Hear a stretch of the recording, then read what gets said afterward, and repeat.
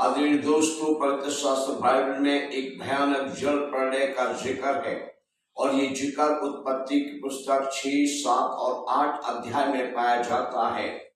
पूर्व काल में एक नूह नाम का मनुष्य था। उसके समय में ये भयानक जल प्रलय आया था। इस भयानक जल प्रलय में नूह और उसकी पत्नी और उसके 3 बेटे और 3 बहुएं बचे।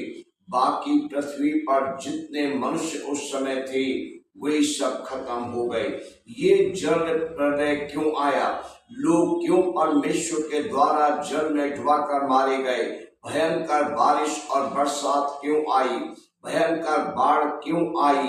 क्यों लोगों को परमेश्वर के द्वारा पानी में नाश किया गया? ये उत्पत्ति पुस्तक 6 अध्याय और 13 आयत में लिखा है। तब परमेश्वर ने नूह से कहा, सब प्राणियों के अंत करने का प्रश्न मेरे सामने आ गया है, क्योंकि उनके कारण पृथ्वी उपद्रव से भर गई है। इसलिए मैं उनको पृथ्वी समेत नष्ट कर डालूंगा। जी हाँ, भयानक जल प्रलय क्यों आया? परमेश्वर ने लोगों को नाश क्यों किया? पाप के कारण, उनके उपद्रव के कारण। आज भी जो पृथ्वी पर आपदाएं आती हैं वो मनुष्य के पाप के कारण आती हैं। आज भी जो बाढ़ें आती हैं, तबाही आती है, बर्बादी आती है, ये मनुष्यों के पाप के कारण आती है। यदि मनुष्य पाप करना छोड़े, परमेश्वर से डरे, परमेश्वर की भक्ति करे और सच्चे जीवन दाता, मुक्ति दाता यीशु मसीह को अपना मुक्ति दाता प्रभु ग्रहण करे, तो ये तबाहियां रुकेंगी, ये बर्बादी मौत रुकेगी, ये लोगों की मृत्यु रुकेगी।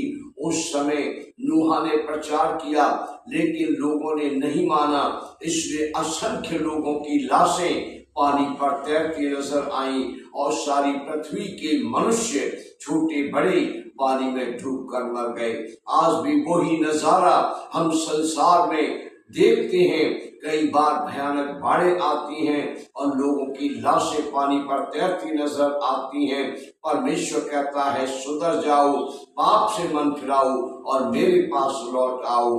मेरा संदेश सबके लिए है, पाप से मुड़ो और परमेश्वर के पास आओ। पाप करना छोड़ दो, परमेश्वर के पास आओ, परमेश्वर आपको आशीष दे।